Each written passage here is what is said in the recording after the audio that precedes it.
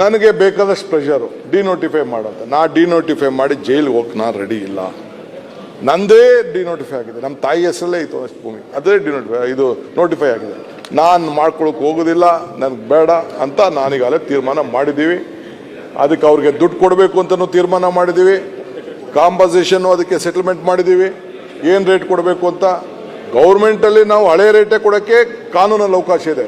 But ರೈತರಿಗೆ ಅನುಕೂಲ ಆಗಬೇಕು ಅಂತೇಳಿ ಹೊಸ ಕಾನೂನಲ್ಲಿ ಏನು ರೇಟ್ ಕೊಡಬೇಕು ಆ ರೇಟ್ ಕೊಟ್ಬಿಡಿ, ಇಲ್ಲ TDR ಕೊಡಿ, ಇಲ್ಲ ಅಂದರೆ FIR ಕೊಡಿ.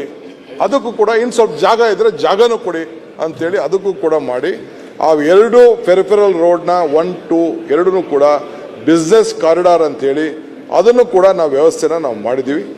ಇದಲ್ಲದೆ ಶಿವರಾಮ್ ಕಾರಂತ್ ಲೇಔಟು ಇದೇನೋ ಒಂದಷ್ಟು ಆಯಿತು, ಯಾವುದೋ ನಮ್ಮ ನಾಡಪ್ರಭು ಕೆಂಪೇಗೌಡರ ಲೇಔಟು, ಅದು ಕೂಡ ಅದಕ್ಕೆ ಒಂದಷ್ಟು ಇನ್ನೂ ಕೆಲವು ಕೆಲಸಗಳಿದೆ. ಶಿವರಾಮ್ ಕಾರಂತ್ ಲೇಔಟು ಅವ್ರಿಗೆಲ್ಲ ಸೈಟ್ ಹಂಚಬೇಕು, ಪಾಪ ಬಡವರು ಜಮೀನು ಕಳ್ಕೊಂಡವ್ರಿಗೆ ಇನ್ನೂ ನಾವು ಸೈಟ್ ಕೊಟ್ಟಿಲ್ಲ.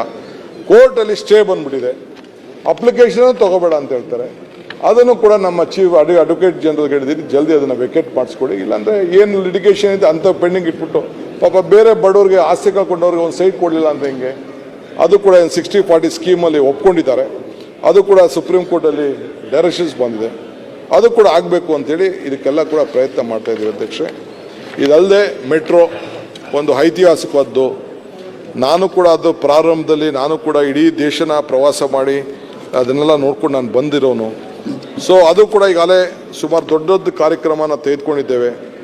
ಈಗಾಗಲೇ ಹೆಬ್ಬಾಳಿಂದ ಏರ್ಪೋರ್ಟ್ಗೆ 27 ಮುಗಿಸ್ಬೇಕು. ಈಗ ಅದಲ್ಲದೆ ನಮ್ಮ ತಾವರೆಕೆರೆವರೆಗೂ ಕೂಡ ತೊಗೊಂಡು ಹೋಗಬೇಕು. ನಮ್ಮ ಮಾಗಡಿ ರೋಡಲ್ಲಿ, ಈ ಕಡೆ ಹೊಸೂರು ರೋಡಲ್ಲಿ ತೆಗೆದುಕೊಂಡು ಹೋಗಬೇಕು, ಹೊಸಕೋಟೆ ತಗೊಂಡು ಹೋಗ್ಬೇಕು, ನೆಲಮಂಗಲ ತಗೊಂಡು ಹೋಗ್ಬೇಕು. ಅದಕ್ಕೆಲ್ಲ DPR ಮಾಡಕ್ಕೆ ಹೇಳಿದ್ದೀನಿ. ಕೆಲಸವನ್ನು ಕೂಡ ಆದಷ್ಟು ಜಲ್ದಿ ಈಗ ಪಿಂಕ್ ಲೈನ್ ಏನಿದೆ ಕಾಲನಹಳ್ಳಿ ಅಗ್ರಹಾರ ಟು ತಾವರೆಕೆರೆ 7.5 ಕಿಲೋಮೀಟರ್ನ ಪ್ಲಾನ್ ಆಗಿದೆ. ಪಬ್ಲಿಕ್ಕಿಗೆ ಮೇ 26ಕ್ಕೆ ಅದು ಕೂಡ underground line RE6 Tavarekere Nagavara 13.5 kilometre planned ಅದು ಓಪನ್ ಆಗ್ತದೆ ಡಿಸೆಂಬರ್ 26ರಷ್ಟೊತ್ತಿಗೆ ಅನ್ನೋದು ಕೂಡ ನಾನು ಈಗಾಗಲೇ ಸಿದ್ಧತೆಯನ್ನು ಕೂಡ ನಾವು ಮಾಡ್ಕೊಂಡಿದ್ದೇವೆ ಅಧ್ಯಕ್ಷೆ. ಸೊ ಹಿಂಗೆ BMRCಯಲ್ಲೂ ಕೂಡ ಏನೇನಾಗಬೇಕು ಆ ಕೆಲಸ ಕೂಡ ಎಲ್ಲ ನಾವು ಮಾಡ್ಕೊಂಡಿದ್ದೇವೆ. ಸೊ ಹಂಗೆ ಈಗ ನಮ್ಮ ಅಶೋಕ್ ಅವರು ಏನೇನು ಕೆಲವು ವಿಚಾರಗಳನ್ನು ಹೇಳಿದ್ರು ಅದು ಕೂಡ ತಮ್ಮ ಗಮನಕ್ಕೆ ತಂದಿದ್ದೇವೆ. ಈಗ ಅಶ್ವತ್ಥನಾರಾಯಣ ಇಲ್ಲ, ಪಾಪ ಅವರು ಕೂಡ ಭಾಳ ವಿಚಾರನ ಟೀಕೆ ಟಿಪ್ಪಣಿ ಮಾಡಿದ್ದಾರೆ. ಇರಲಿ, ಭಾಳ ಸಂತೋಷ. ಅವರು ಟೀಕೆಗಳು ಮಾಡ್ತಾ ಇರಬೇಕು, ನಾವು ಕೆಲಸಗಳು ಮಾಡ್ತಾ ಇರಬೇಕು. ಹಿಂದೆ ಹೇಳಿದ್ದೀನಿ, ಟೀಕೆಗಳು ಸಾಯ್ತವೆ, ಕೆಲಸಗಳು ಉಳಿತವೆ. ಅವ್ರ ಟೀಕೆಗಳೆಲ್ಲ ಸತ್ತೋಗ್ತವೆ. ಬಸವರಾಜ್, ನನ್ನ ಕೆಲಸ ಮಾತ್ರ ಕ್ಷಣ ಕ್ಷಣದ ಸುದ್ದಿಗಳಿಗಾಗಿ ಫ್ರೀಡಂ ಟಿವಿ ಸಬ್ಸ್ಕ್ರೈಬ್ ಮಾಡಿ, ಲೈಕ್ ಮಾಡಿ ಹಾಗೂ ಫಾಲೋ ಮಾಡಿ.